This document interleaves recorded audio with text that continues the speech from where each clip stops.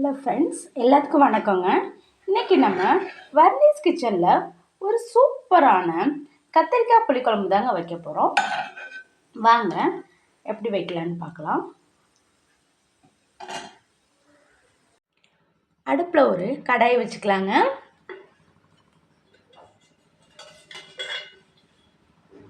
ரெண்டு கரண்டி எண்ணெய் ஊற்றிக்கலாங்க.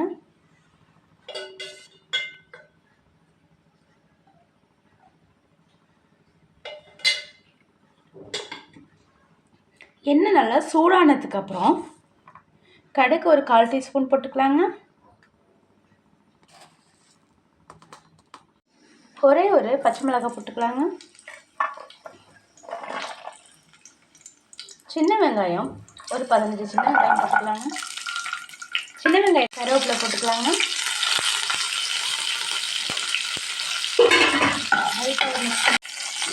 நம்ம 2 தக்காளியை அரைச்சி வச்சுருக்கோங்க. பேஸ்ட் அதில் சேர்த்துக்கலாங்க.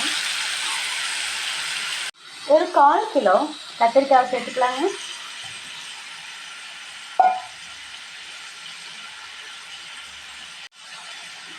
ஒரு டீஸ்பூன் சால்ட் சேர்த்துக்கலாங்க. நல்லா மிக்ஸ் பண்ணிக்கலாங்க.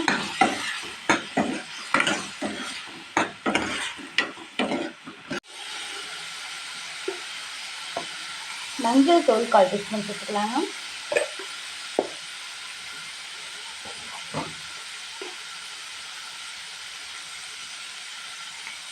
குழம்பு தூள் ஒரு டீஸ்பூன் சேர்த்துக்கலாங்க.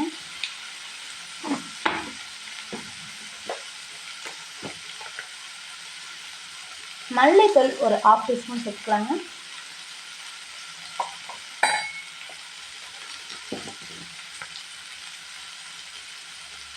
கரம் மசாலா ஒரு 1/4 டீஸ்பூன் சேர்த்துக்கலாங்க.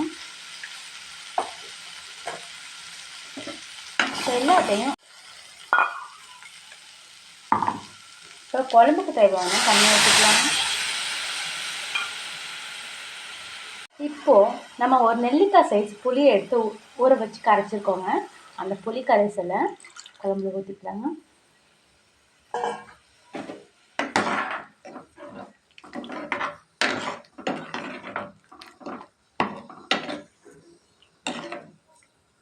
இப்போது மூடி போட்டு ஒரு 10 நிமிஷம் வேக வச்சு எடுத்துக்கலாங்க.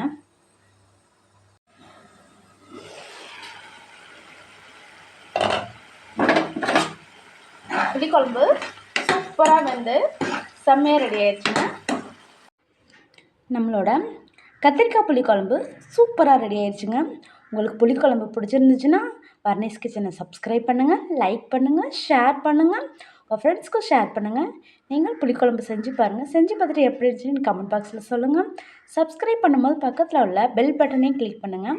அப்போ தாங்க நான் போடுற எல்லா வீடியோவும் உங்களுக்கு உடனுக்குடனே கிடைக்குங்க. Thank you friends. தேங்க்யூ ஃபார் வாட்சிங். தேங்க்யூ.